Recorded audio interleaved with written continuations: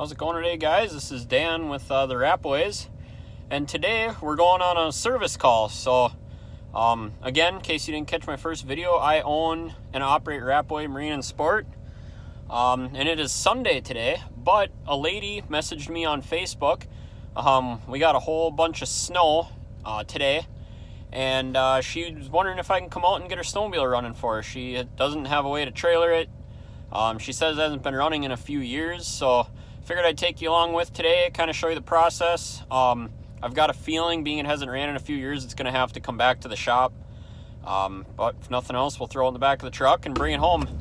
So as we're on our way here, and I do have you guys set down in the cup holder, so don't anybody get too excited that I'm not hands-free or anything. I'm hands-free.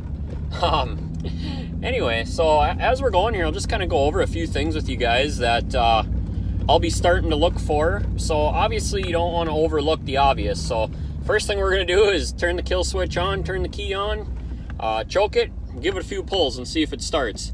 I've seen it, crazier things in the past where, you know, they've been sitting a long time and you figure there's no way they're going to start for you. And then they do. They fire right up and everything's good to go. So obviously that's the first thing we're going to try. Now the second thing after that we're going to take a look at is going to be the fuel.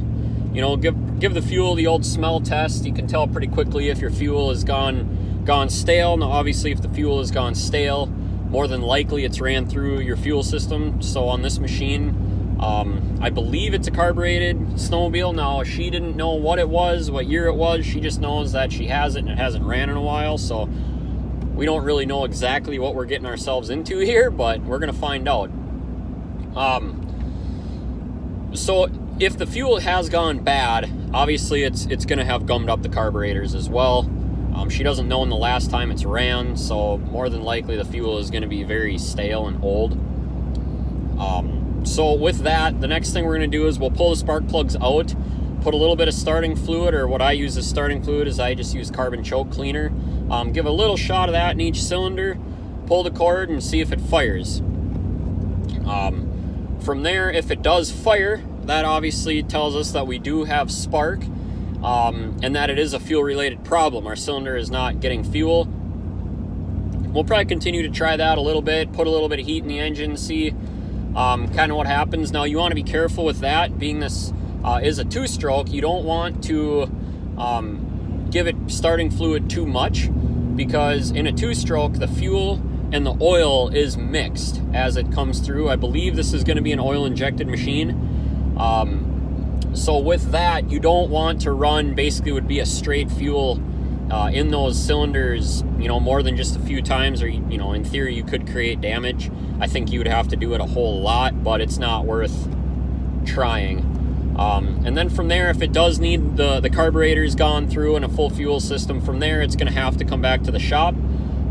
If this gal is okay with it, we'll probably end up loading it up and bring it back to the shop, and it'll be a good project that we'll work on next week. So I'll get back with you guys when we get there. We'll kind of, I don't know how much I'll be able to show you while we're there. I don't know if she's going to be okay with the camera, and kind of how all that's going to work out. And obviously this is my business first. Making these videos, unfortunately, is a second, so I can't risk her, you know, obviously being upset that I'm filming and showing what's going on at her place of residence. So yeah, if nothing else, when we leave, I will get right back with you guys and kind of let you know what we found and whether or not we're bringing it home. So we'll get back with you. All right, guys, so we're just leaving from taking a look at that snowmobile, and well, as we suspected, it's in the back of the truck. So it is a Skidoo 583. I don't know the exact year on it yet. I'd guess it to be somewhere in the mid-90s, maybe 96, 97 era. So kind of what we found out with it is, like I had kind of thought, the fuel is very, very stale and varnished. I did put some starting fluid into the into the cylinders through the spark plug holes, and it did fire. So at least it's not seized up or anything like that, but could not get it to run. A couple of the other issues that we found is that the primer, so on these Ski-Doos, they do not have a choke, they have a primer system, which is actually really nice. They start really well in the cold, but it's not priming up. That doesn't feel to be pulling fuel at all. And I saw some other mouse chewings in there, so my assumption is that mice got to it and possibly chewed up that line. So we're gonna have to take a look at that. And then also the throttle cable is seized up on it. So yeah, we're bringing it home. We'll get it back in the shop, and I'll go over with you guys and go through on exactly what it takes to clean the carburetors on a Ski-Doo 583, and kind of give everything else a good once over. You know, these folks, they want it to run well. It's for their son, so that's the reason it hasn't ran in a while. They didn't have any interest, and he's getting of age now where he can run it, so they're wanting to get it running good for him. And yeah, so once we get unloaded in the shop, we'll get back with you guys.